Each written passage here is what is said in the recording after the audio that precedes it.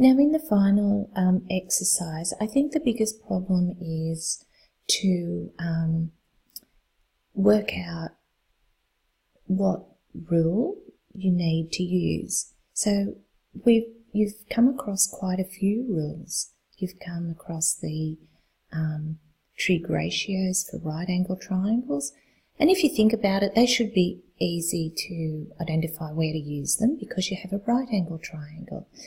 You came across the rules for the sine rule, and if you remember, sine rule requires two angles, two sides. Cosine rule, all three sides are involved. Area of a triangle, it's pretty obvious by the wording of the question. It's asking you for area, no longer asking for the length of a side or a distance or the size of an angle or a bearing. So I've put together this little flow chart, and I've said, when looking at a problem, ask yourself the following questions. And obviously, if there's no triangle, you draw a diagram. So this is the assumption that you've drawn a diagram and you've established there's a triangle. So is the triangle right angled?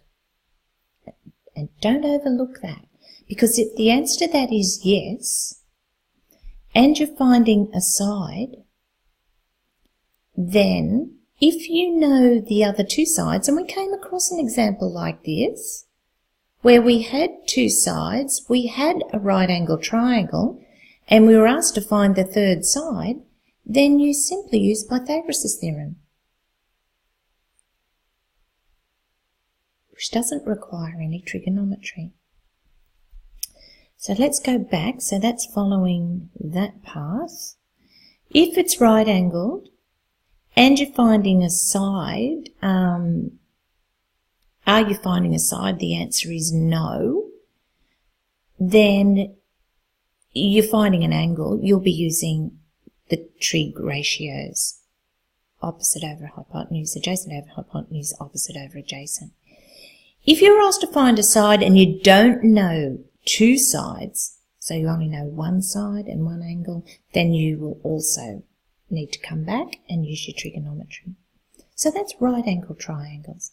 What if the answer to that was no? No, the triangle is not right angled.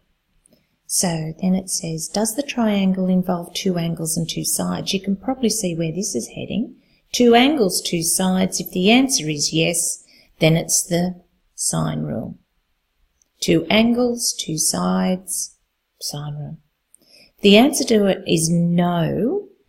Does the triangle involve one angle and all three sides? You probably see where that's going. If the answer is yes, if you're finding, I think that should be side, that's got squashed there, then is the side opposite your angle? If the answer is yes, you use sine rule, cosine rule. And if the answer here was no, then you may need to use a combination of sine and cos, or Pythagoras and cos, which you saw an example like that as well. So the only example I've included in the notes is the one from the textbook. It's a little bit like one we did earlier, the angle of elevation, and then we move 80 metres in and another angle of elevation. I'll just write up the solution and talk about it very quickly because you've actually seen a very similar example to this one. Okay, in this question we're asked to find h, the height of the tower. If I look where h is, it belongs to two triangles. It belongs to a small triangle, which is right angled, which is really nice. H belongs here. We've got 36, we've got h, but we don't know anything else. So in a right angle triangle, we can't, knowing an angle, we can't have two unknown sides. H also belongs to a bigger triangle. H We only know part of that side, which is 80. We don't know B to C. We can't find it either. And we don't know the hypotenuse. That's taking us absolutely nowhere. So what we've got to do is move away from getting H at the moment.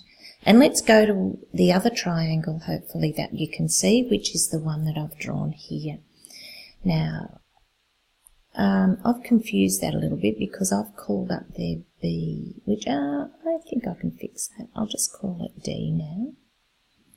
And that will become a D. That will become a D. And that will become a D.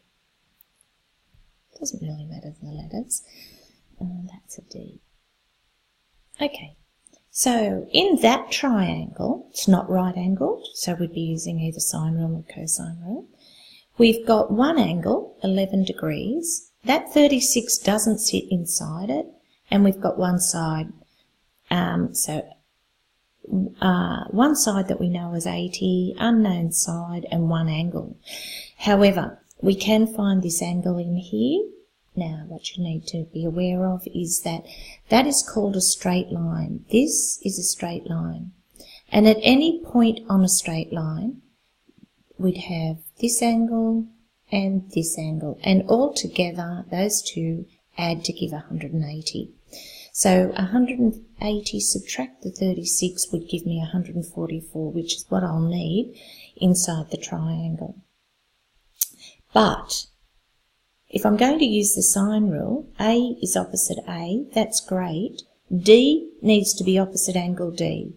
I don't have angle D, but we've seen this situation before. We've got two angles now in the triangle.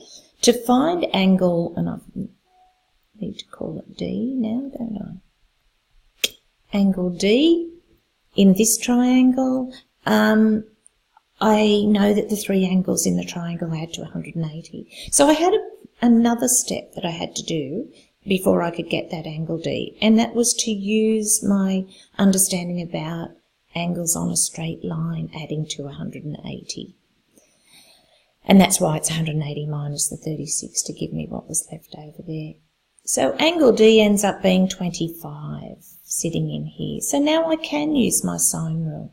A on sine A on sine 11, 80 on sine 25. Do your cross multiplying, A times sine 25, and go to your calculator and you'll get that A now is this 36.1194. If we go back to where A is, A sits in this right angle triangle. We saw that. If we've got that side, then we can use our right angle triangle ratios. So redrawing that little triangle, 36 down here, the height of the tower, the hypotenuse we now have, and we label the sides in a right angle triangle with respect to the angle. And this is really testing that you have learnt, so it should be just revision, that once we've got right angle triangle, we go back to our ratios. Not our rules, our ratios, sine, cos and tan ratio. They will establish an equation for us, and so we'll have sine, it will be the ratio, which is opposite over hypotenuse. We'll substitute our values in. Opposite is called h, the hypotenuse is this 36. Wrong calculation, clear it all. What do I want? I want sine 36 times, oops, I need to go back. Maybe I had that answer there, hang on. Times 36. I should have looked more carefully. I think this number was already on the screen and I could have just multiplied it by sine 36.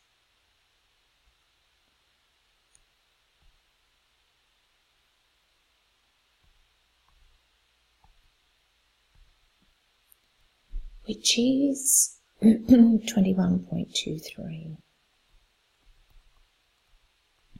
And I'm guessing they're meters.